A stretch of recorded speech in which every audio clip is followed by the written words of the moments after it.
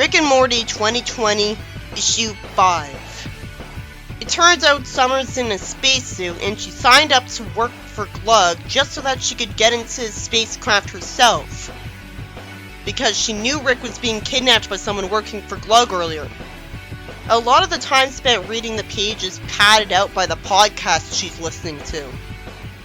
Eventually, after horrible panels by a sadistic writer and artist, add more horrible panels where an idiot who made a self-reading book for no reason is talking. If he was really smart, he wouldn't need to ask a bunch of people out to get Rick to be his friend. He's asked if he tried befriending him in a way that he already tried last issue. And somehow he responds as if he didn't do that, and only the poor try befriending people the normal way. He threatens Rick with a gun, who stupidly doesn't decide to humor him so that he could get out of the cell, and eventually find a way to betray him. Rick should need to explain to him that threatening him would only get him angrier.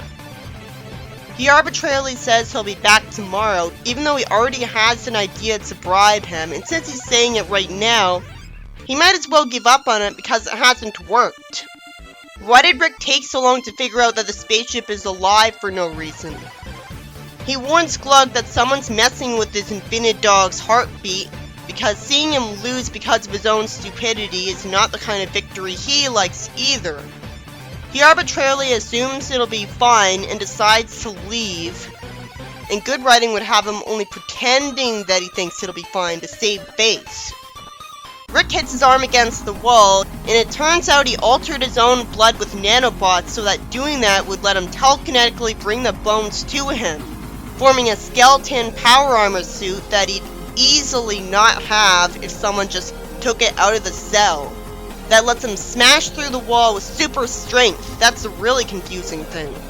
Or hopefully the black text bubble from the skull means that he's really doing this with magic because he found magical stuff on alien planets. It seems like a Deus Ex Machina because the writer's too lazy to explain it. I assumed someone would rescue him, so this wasn't necessary. There's a bunch of garbage where Morty says he was pretending Rick was the one suffering.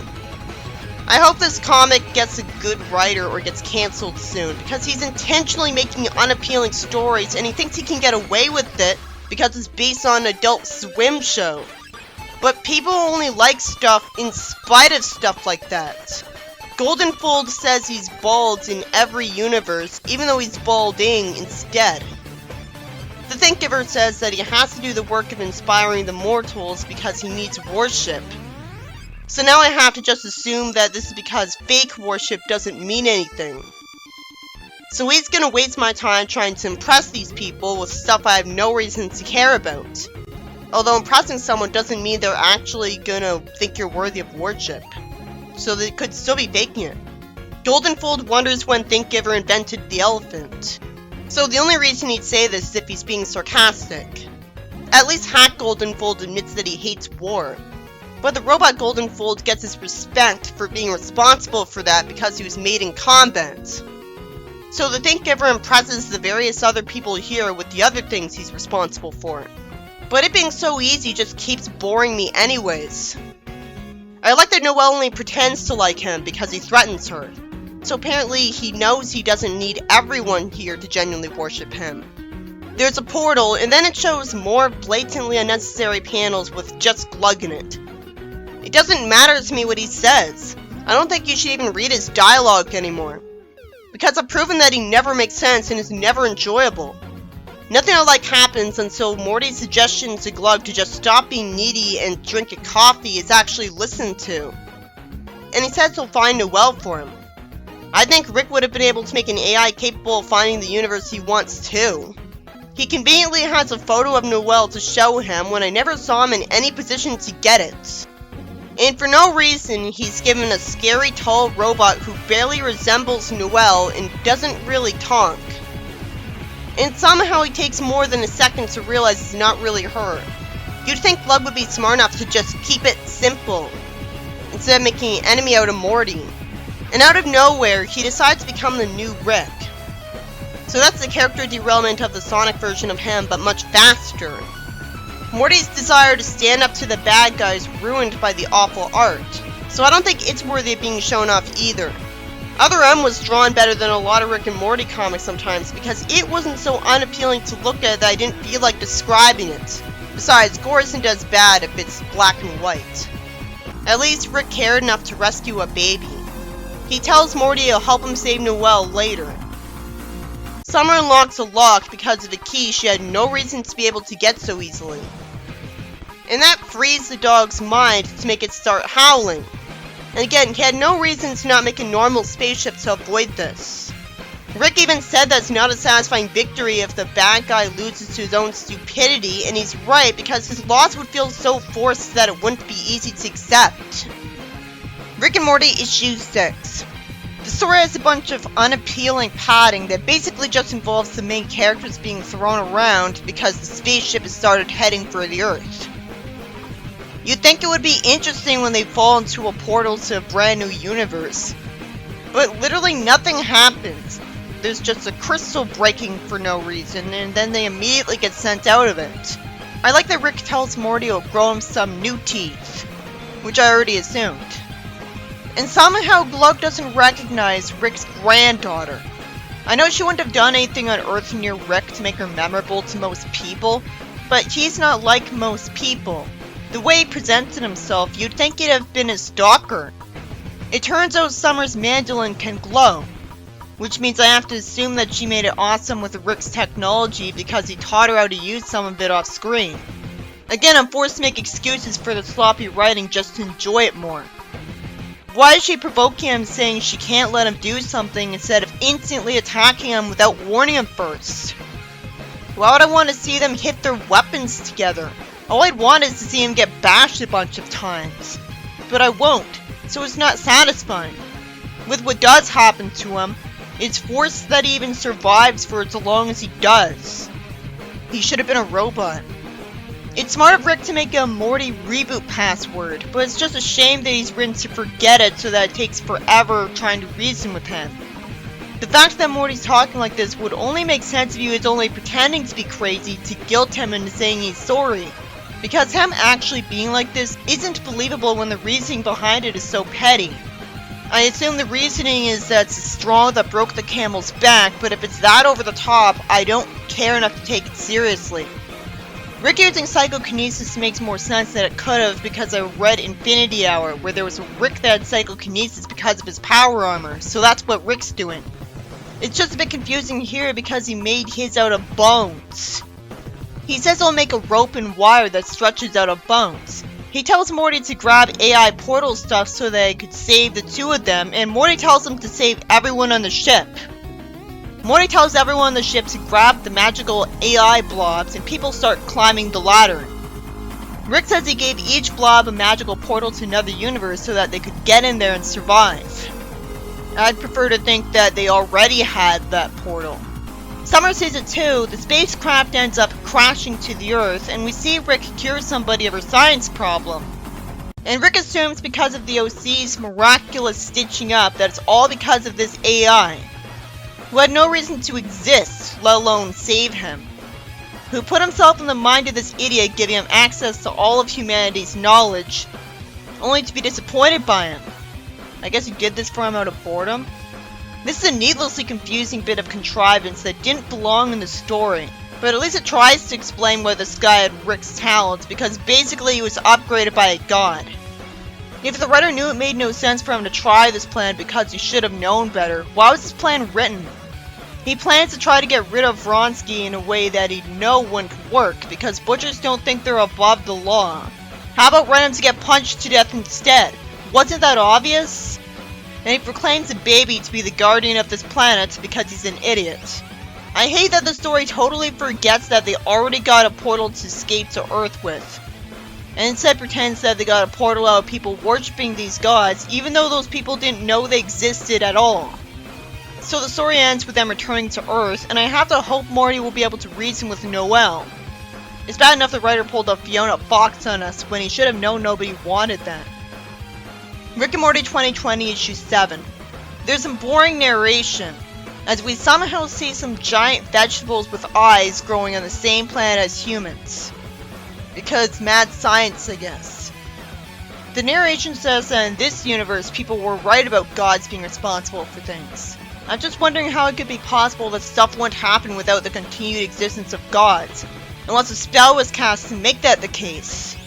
It turns out mortals eventually got resentful of the gods and wanted to defeat them. Why are there so many panels with this in a Rick and Morty comic? You don't need to spend more than one panel establishing this. Rick defeated more gods than anyone. It's boring until we see the Thinkgiver tell Jerry he needs his help killing Rick, because somehow he thinks an idiot would be helpful to him. Jerry's dad tells him that Jerry is not meant for anything and tells him off for getting his hopes up. It's interesting to see what Jerry's dad used to look like. He also tells him he loves him and calls him sweetie, but I didn't think it was normal to call a son that. Why such a stubborn god not insisting on getting Jerry anyways? After the story's insanely boring and pointless again, when this guy's no reason to be making speeches, it turns out Rick put goop on Morty to try to convince the old weirdo who runs the underworlds that Morty's dead to help get Noelle back. He asks him why he doesn't simply kill him, and Rick says he gave Morty 99 lives, which could only be possible with Operation Phoenix. And somehow he asks him how many he has so far, rather than being able to just look at a life counter for him. Eventually they get greeted by a magical alien Rick had defeated earlier, who alters their reality just to spite him. Rick shoots him with fire from a cybernetic from his chest and instantly kills him, showing him just how insanely stupid he was to try to challenge Rick again. I assume he's going to use this again. I assume he's going to use this against every enemy from now on. Him not doing that would only make sense if he used up all the energy for it in one blast. Why does the bad guy side have any scenes to themselves? They don't have personalities, so their dialogue is worthless. And I already had enough of formal dialogue from Penders. The only interesting thing about this scene is Noelle had the smart idea to ask Thinkgiver for some of his power. Too bad it changes her design for no reason. She uses magic against Thinkgiver, all because he grabbed the idiot ball and empowered the one person who refused to worship him and had to be threatened into it. It's almost like she should have worn a disguise. Wait, why the hell is Thinkgiver still alive?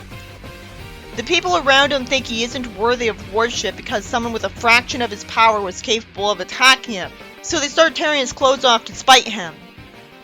Why isn't it being drawn that he's getting punched a bunch of times instead? I assume they're done with this character now, because that would be common sense. I like that teacher says she's gonna go hug her kids while she can, because the bad guys are attacking the city for no reason. Rick warns his family that his enemies would be after them next if he doesn't take them with him to a new reality. I guess Jerry only complained because he's tired of this.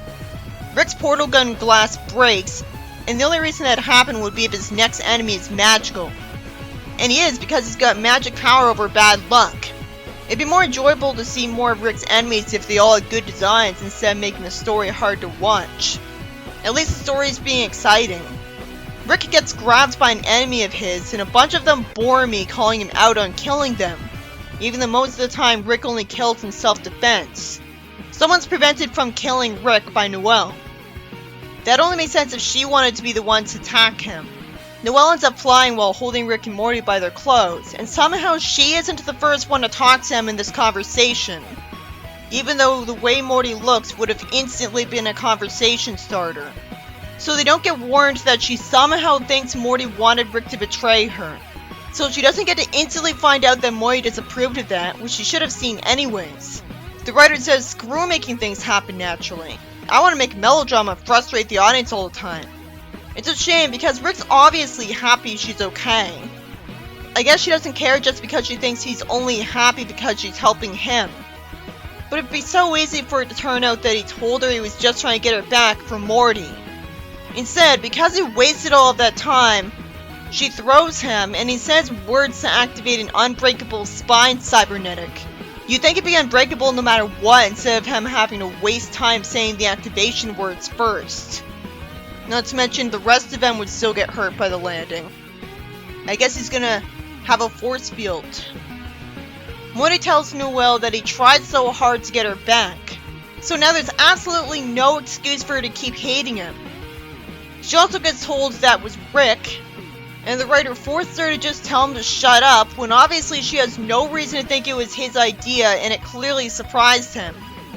And Rick's dialogue made it obvious too.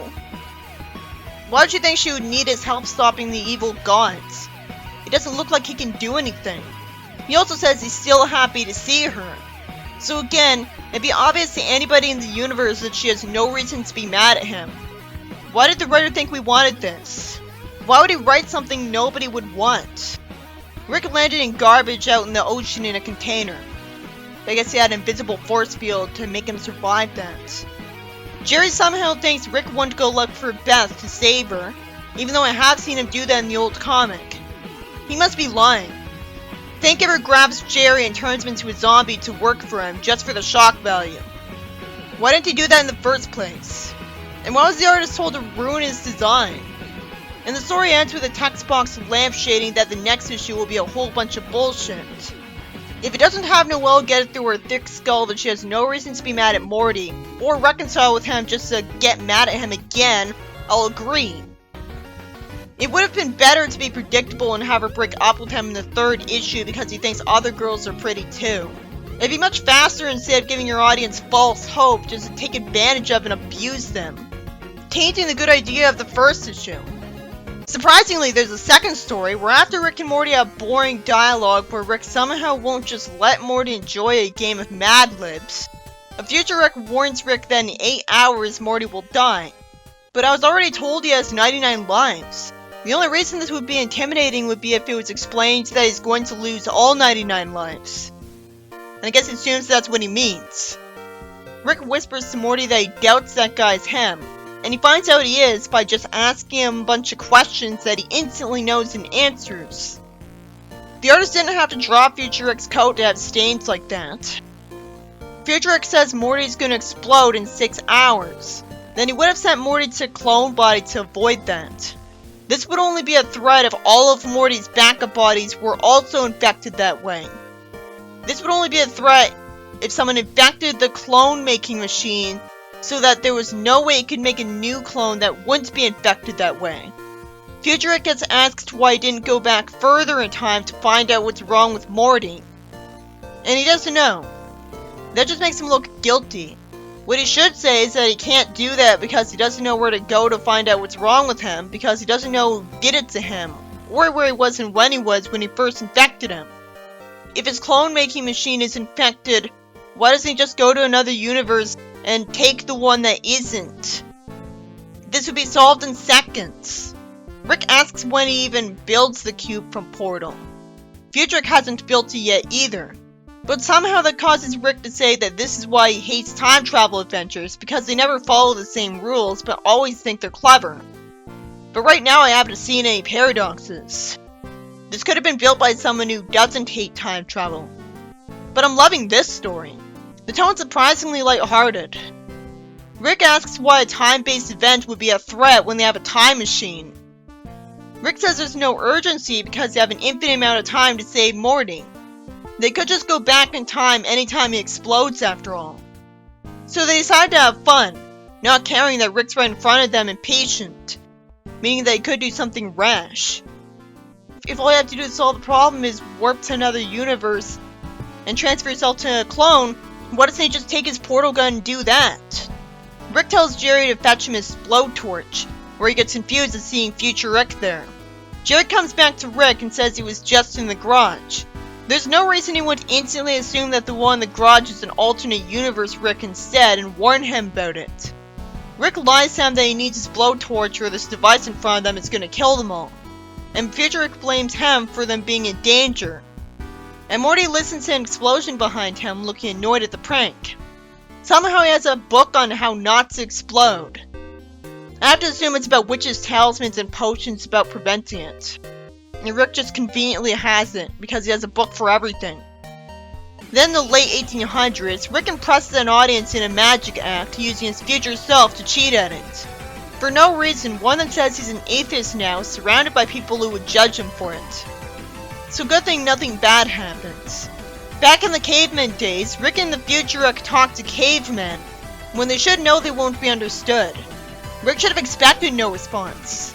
And they were very lucky the cavemen didn't instantly attack them out of fear for their different outfits, which makes it look like they're from different tribes, especially since one of them somehow still kept wearing his stained coat. Rick says he wanted to take a killing tour through time. It's lampshade that sounds like a cliche premise, but they come home to Morty anyways. Rick says they defeated Hitler and Mussolini, and for no reason they also want to get rid of someone who's mostly a hero for balance, when Rick's not supposed to be an outright card-carrying villain. Future Rick says he's glad Rick had fun. Why is Rick surprised that he isn't having fun? He says he already did this stuff, and at this point he'd rather say Morty and move on. And somehow this is all giving him a migraine. It's clear they've run out of time, and the dialogue implies that Rick's gonna go through the same thing the Future Rick went through. And Future Rick somehow doesn't know what to do. This story by Alex F. has Rick escape the cell on his own in a way that at least takes advantage of how talented or experienced with the multiverse he is, even if it feels like a Deus Ex Machina. And eventually Summer frees the mind of the spacecraft. Both of these ideas are great, so it should be a good story, but everything else was unappealing garbage only sadists would like. I could enjoy slapstick against Morty, but not with gore.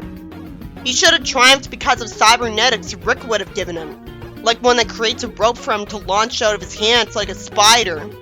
Editors are supposed to have power over the writer and artist, and use it at times like this. They shouldn't just assume their audience would like literally anything because they like an Adult Swim cartoon.